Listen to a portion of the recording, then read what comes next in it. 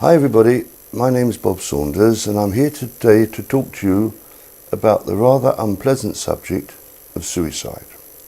Now, I'm sure you all know what suicide entails. It's quite simply somebody feels that they can't continue with their life here, and so they finish it in some way or other, and their body is either buried or cremated, and that's the end of it. It seems as simple as that.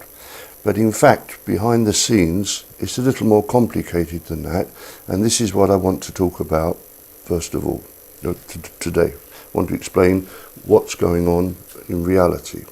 Now, I want to say first and foremost that no one should finish their life unnaturally, that every one of us should have the courage to see it through to the end.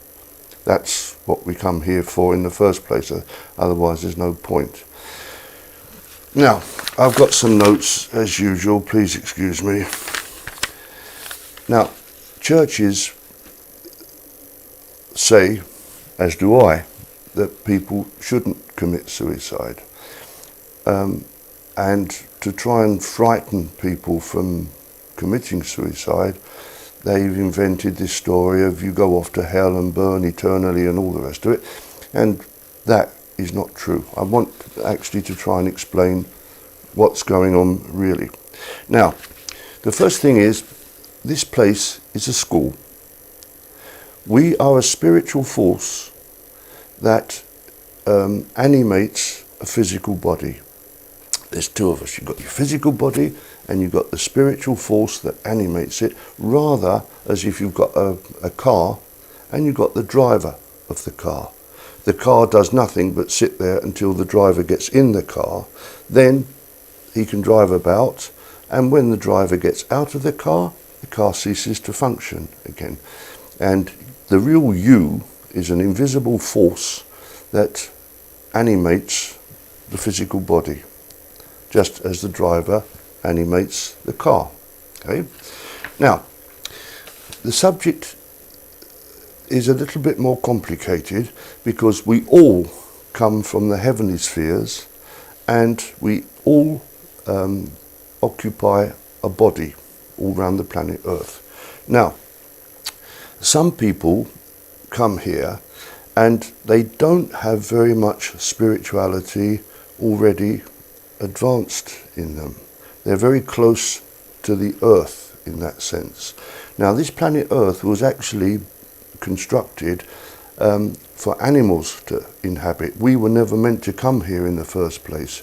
It's a long story why, but we were asked to come here to help spiritualize the planet Earth, and so we come here. But some people come that don't have their spirituality very developed at all. Others come here with their spirituality more developed.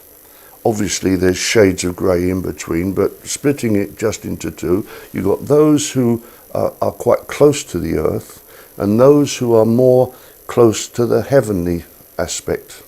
Okay? Now, because this planet Earth was originally constructed for animals, those who are very close to the animal population in terms of lack of spirituality find it very easy to live here. And they're the ones that become successful here on Earth. They become successful businessmen, successful bankers, successful politicians, successful army generals and officers and so on. And the rest of us find it more difficult to live here because we don't feel close to the Earth. When a businessman starts shouting at a more spiritual person and says, I can't understand why you can't be more like me, sell more of my products, lie to the public about how good they are, it doesn't matter what you say, just sell those products. And the poor spiritual person is saying, hold on, there's something wrong here. We've got a load of not very good products here. I can't possibly lie to the public. It's not within my personality. Okay, I'm exaggerating a bit, but you understand the point I'm trying to make, I hope.